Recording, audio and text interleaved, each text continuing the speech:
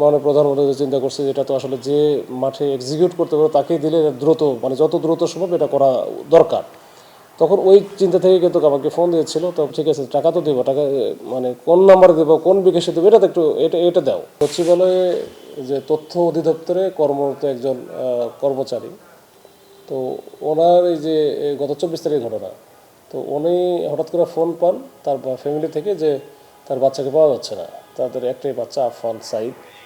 এরপরে আবার আফফান সাইদ তার কাছে ফোন দেয়, মানে আফফান সাইদের যে মোবাইল নাম্বার থেকে তার কাছে ফোন আসে যে তখন অপহরণকারীরা ফোনটা দেয় আর কি তার ছেলের মোবাইল থেকে ফোন দিয়ে বলে যে আপনার ছেলেকে অপহরণ করা হয়েছে, দ্রুত টাকা পাঠান, না হলে ওরে বিপদ হবে বা মেরে ফেলবো, এরকম একটা হুমকি টামকি দিয়ে ফেলে।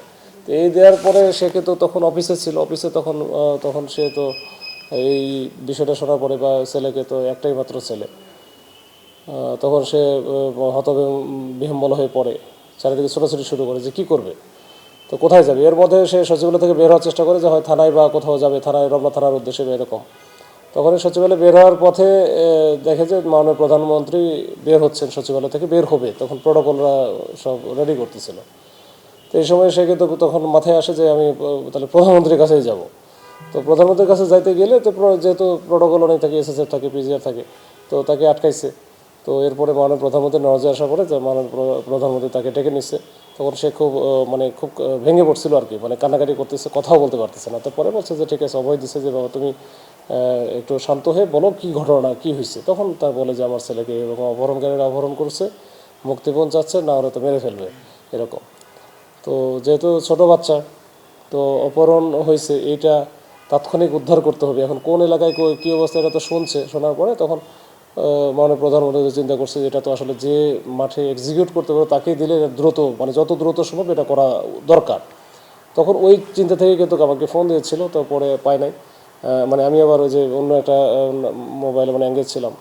তো পরে ওই যে আমাদের ব্রিগেডিয়ার শাম স্যার যে আছেন প্রতিরক্ষা উপদেষ্টা, ওনার মোবাইলে যখন কথা হলো তখন কথা বললো যে যে ছেলেটা অপহরণ হয়েছে তার বাবা শামীম খন্দকার, ওকে পাঠাচ্ছি, একটু দ্রুত হচ্ছে এটা ব্যবস্থা নাও, উদ্ধার করো।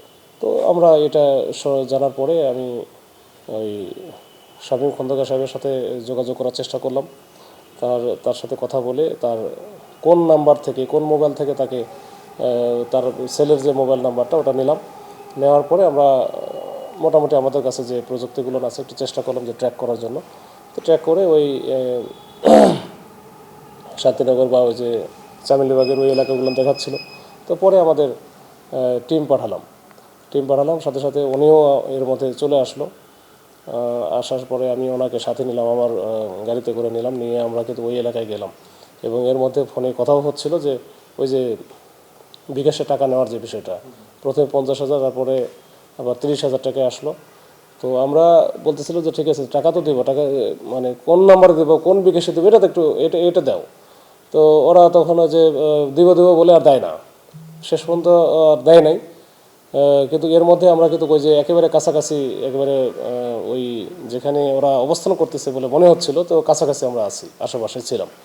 তো এটা হয়তো ওরা আমাদের এই তৎপরতা দেখে বুঝতে পেরে ও তখন ওই বাচ্চাটাকে রেখে ওরা দ্রুত ওখান থেকে সরে যায়, মানে পালায় যায় আর কি। তো পালায় গেলে তখন আমরা ও বাচ্চার কাছে যেহেতু মোবাইল নাম্বার ছিল, সে তার সাথে সাথে ফোন দিয়েছে, তখন আমরা তো পাশেই ছিলাম, তখন সাথে সাথে চলে গেলাম যে ওরা তো চলে গেছে। তো গিয়ে তখন বাচ্চাকে যখন নিলাম, পাওয়া গেল, পাওয়ার পরে দেখি যে বাচ্চা খুব মানে নার্ভাস হয়ে গেছিলো, কাঁপাকাঁপি করতেছে। তো ওখান থেকে দ্রুত নিয়ে এসে আমরা পপুলার হসপিটালে নিয়ে গেলাম। ওখানে ডাক্তার দেখে মোটামুটি বললো যে এখন ঠিক আছে, হয়তো সময় একটু রেস্ট নিতে হবে, একটু নার্ভাস হয়ে পড়ছে।